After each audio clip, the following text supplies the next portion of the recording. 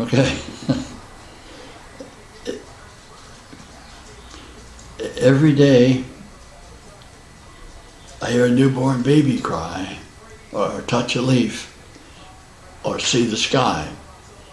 Then I know why I believe. A famous song, but it says what most of us do believe. The everyday miracles of God. Sun comes up, sun goes down. Stars come up, moon comes up. The trees and the flowers, they bloom in spring and they die in the winter. That's all that's necessary. But there are so many people in this world who deny the existence of God, atheists, or doubt or question, need proof about the existence of God, agnostics. Stephen Hawking, the renowned physicist, said that the Big Bang occurred by accident. I mean, the greatest event in the history of the universe just happened. Well, I'm not a physicist, but I thought that Physics 101 says you can't have something from nothing. Now, I'm here to tell you that I have proof of God's existence. I'm Robert Macklin. And that's the purpose of this talk. To prove to you that God exists. I call myself God's messenger because that's what I'm talking about. Because I received a visit from God's messenger 2 different times in 2 different forms. Now, in the olden days, you read in the Bible where God's messengers visited patriarchs and prophets and came to tell them to accomplish something for a specific purpose. Abraham was visited by God's messengers in human form. Then you have Elijah and his wonderful flying machine, fiery flying machine. And you have many people who are just ordinary folks like you and I, maybe tending their goats or sheep, and all of a sudden they get a vision or a messenger comes down and tells them to do something. Why? Then they're called prophets because they're intended to do it to accomplish a specific purpose for God. Well, He chose them. As I say, they're not always special. I think it was Ezekiel, not Elijah, I'm sorry, that had the flying messenger. But some even came, and not all the prophets, of course, were willing to do what they were told to do. You have the classic example of Jonah. Jonah was told to warn Nineveh. They didn't change their ways. They're going to be crushed like a bug. Well, he didn't like the Ninevites. So you know the story. He gets on the ship, he's shipwrecked, he ends up in a whale. He realizes he can't get away of his responsibility. So he warned the Ninevites, and they changed. Of course, not forever, because there is no Nineveh today. But these examples I've given you is the fact that to let you know that they weren't all special, but they were chosen for a special purpose. Now, you have the New Testament where the fiery tongue over the disciples, and all of a sudden they speak these strange languages, and people who are there, they become followers because they understood what they were saying, even though they didn't know. The disciples themselves never spoke that language before. And then you have the classic example of Paul on the road to Damascus, a fire-breathing persecutor of the followers of Jesus, going up to Damascus to put them in chains and drag them back to make them profess that they don't believe in Jesus. And as a result of the blinding, flashing light of Jesus Christ, he was converted. He was converted to be the most ardent follower of Jesus. So you even have examples in the Middle Ages. Joan of Arc and her voices telling her to accomplish something. And then you have the visions of St. Francis. There are other examples that you read about that happened even as late as the 19th century. Well, not too many you've heard of occurring in this present, what I consider a godless age. But I'm here to tell you that I was one who was visited, as I say, by messengers of God. You remember what I said about being just plain folks, everyday people like you and me. Now, I'm just a retired soldier. I'm an actor and a writer, and the reason that he came to me was because I was an actor. Now, in my search through life, I came to believe in what Paul had to say, and in his importance because of the fact he was separated by God from the other disciples to bring the message to both the Jews and the Gentiles. I'm a Gentile. So I believed what he had to say, and I recognized his importance, and because I did, I decided I couldn't stop people on the street and say, you know about Paul? But as an actor, I could write a play. So I wrote a one-man play about Paul. I wanted to tell people who Paul was and why he was so important to God. Well, one night in rehearsal, my director told me I captured the physical presence of God, but she didn't think I had the spiritual presence. Well, we had a big argument over that. But I went to sleep that night. This is hard to recall. While I was laying down, I felt this heavy weight on my back. Now here I am in this little room I was sharing in a house with others, all alone, and there was this heavy weight on my back. And I remember saying, "Get off me, get off me." But there was no one there. But then the weight lifted, and I sat up in my bed, looking around, and I looked over there by my desk where I had my script. And I saw this figure like a silhouette, a black silhouette, not a stick figure, and not what you call not human form, but a silhouette of a figure, of a figure. And his arm was going up and down, pointing his finger at my desk. And when I got up off the bed, he disappeared, or it disappeared.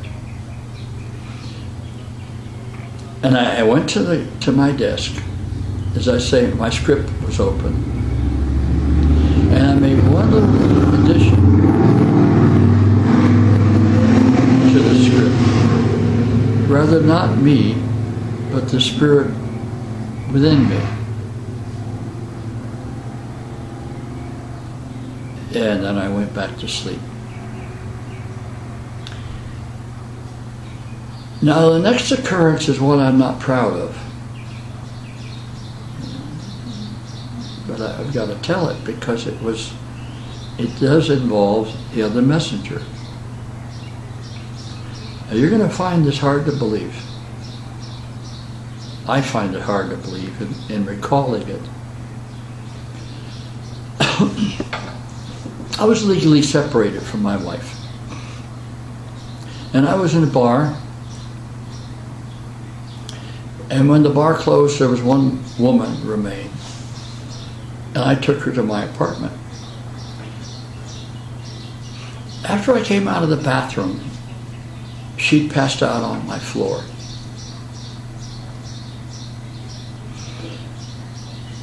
I knelt down beside her. I wanted to wake her up. But before I could reach out to shake her,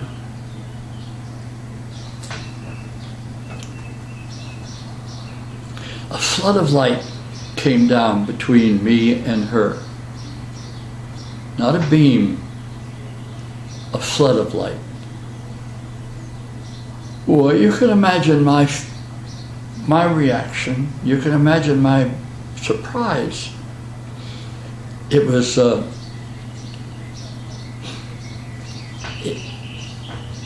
it was startling, to say the least, because there is no light from above in my ceiling,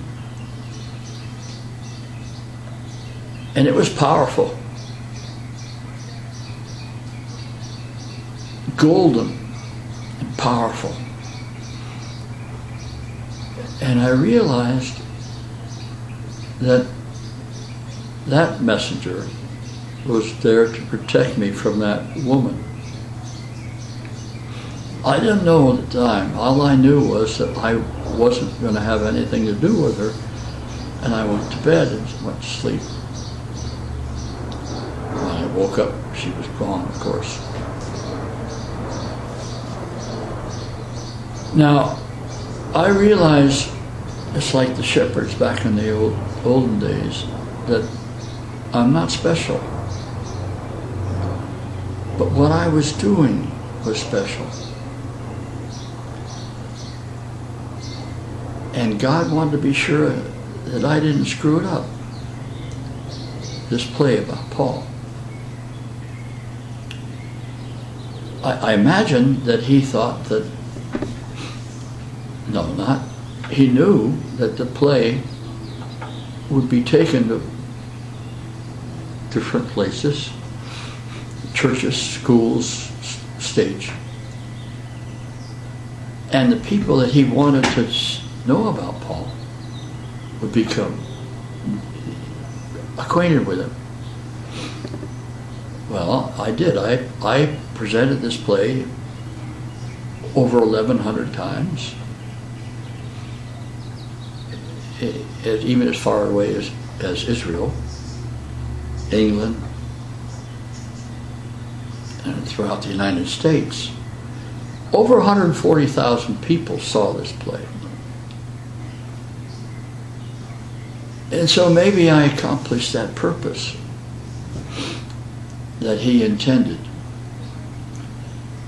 Now, understand this. I'm no prophet.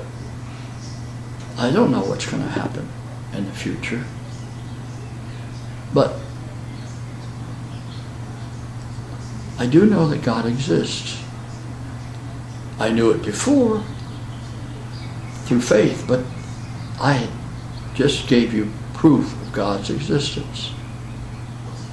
I don't lie. But I don't have a special connection with God. These things happened over 30 years ago. The first occurrence happened in 1978, and the second one in 1979.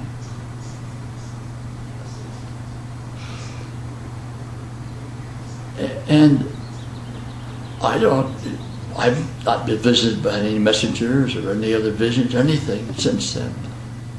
So apparently I'd accomplished my purpose.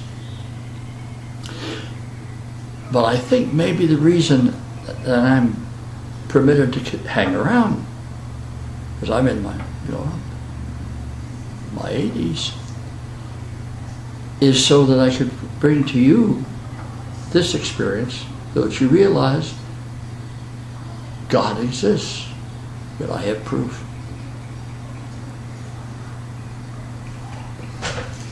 Why did you wait so long? 36 years. Now that's something I keep asking myself. I realize all that time there are so many people who passed away who might have been changed in their belief. But I think the main reason was I was concerned how people would react to me. People in my life, my family, my friends. I told only one person in the 20th century what happened, because he knew me. He knew where all the skeletons were in the closet, and it didn't change how he felt about me. I knew it wouldn't. Others I wasn't sure. And then again, in many ways I'd forgotten about it. I mean, it just kind of occurred to me again that I had an urgent need to tell this when my wife passed away last year. I was very much concerned how my wife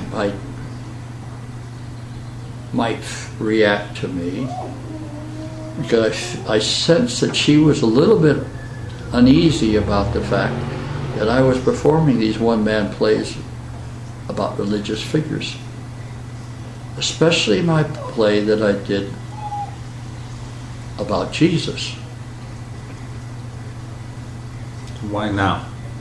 Now I felt the urgent need to do so. It just happened after she passed away that I had this. I watch television and I see all these religious professors saying, of course we don't have proof of God's existence, we accept him on faith. And I see this, there's been a number of religious plays that you see on television about Jesus and about the disciples, and that they say over and over, of course we don't have proof of God, but I had proof of God's existence. And I was screaming inside that I had proof, and then realized that I've got to tell them. And that's why now. Have you written about this?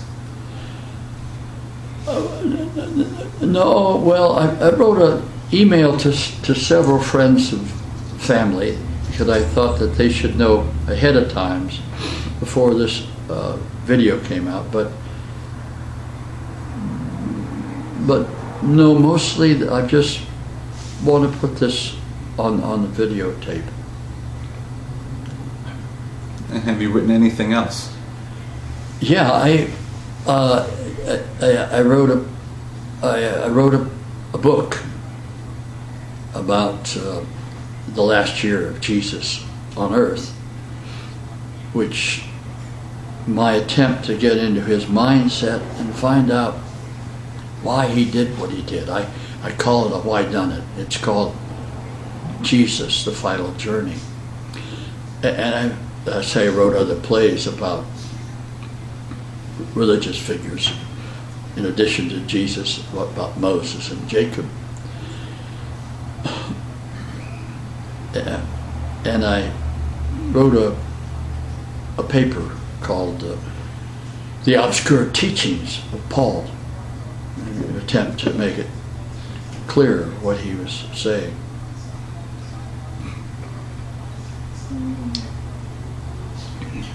And how would I get a copy of this book? I'm sorry? How would I get a copy of this book?